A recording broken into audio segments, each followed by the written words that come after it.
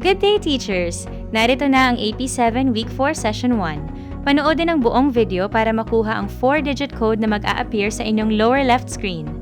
Ang ating aralin para sa linggong ito, sa Araling Panlipunan 7 ay tungkol sa kalinangang Austronesyano at ang pagkilala sa mga Austronesyano.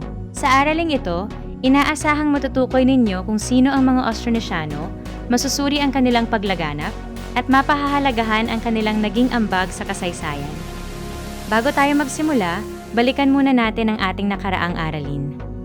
Isipin natin kung paano nga ba nakaapekto ang katangiang pisikal sa pamumuhay ng tao at kung bakit napakahalaga ng dagat noong sinaunang panahon. Ngayon, pagmasdan ninyo ang larawang ito na nagpapakita ng bangka, dagat, at mga isla. Pag-isipan natin, ano ang pagkakatulad ng mga larawan? Paano kaya nagkaroon ng ugnayan ng mga tao noon? Sa iyong palagay, paano kumalat ang mga tao sa iba't ibang pulo? Dito pumasok ang ating bagong paksa tungkol sa mga Austronesyano.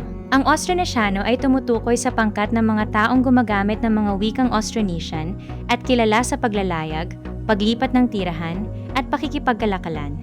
Sila ang mga sinaunang mandaragat na kumalat sa maraming pulo. Kung titingnan natin ang mapa, makikita natin ang paglaganap ng mga Austronesyano. Nakarating sila sa iba't ibang dako tulad ng Pilipinas, Indonesia, Malaysia, sa kabuuan ng Timog Silangang Asya, at maging sa Pacific Islands. Nakapaglakbay sila dahil sa iba't ibang dahilan. Binubuo ng maraming pulo ang ating rehiyon.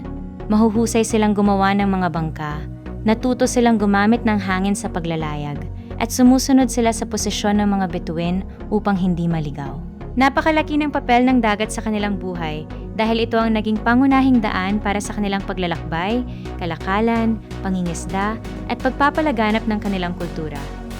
Dahil dito, marami silang naiwang ambag na makikita natin sa ating wika, paraan ng paglalayag, kabuhayan, pangkalahatang kultura, at teknolohiya.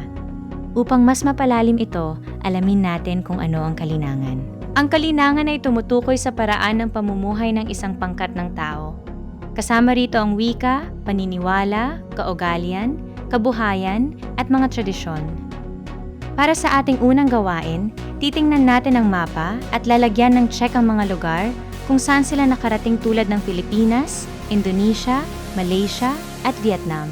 Isang bagay na maaari nating pag-isipan ay kung bakit nga ba madaling kumalat ang kultura sa isang rehiyong binubuo ng maraming pulo. Para naman sa ating pangkatang gawain, gagawa kayo ng Austronesian Migration Map. Ang bawat pangkat ay guguhit ng mapa.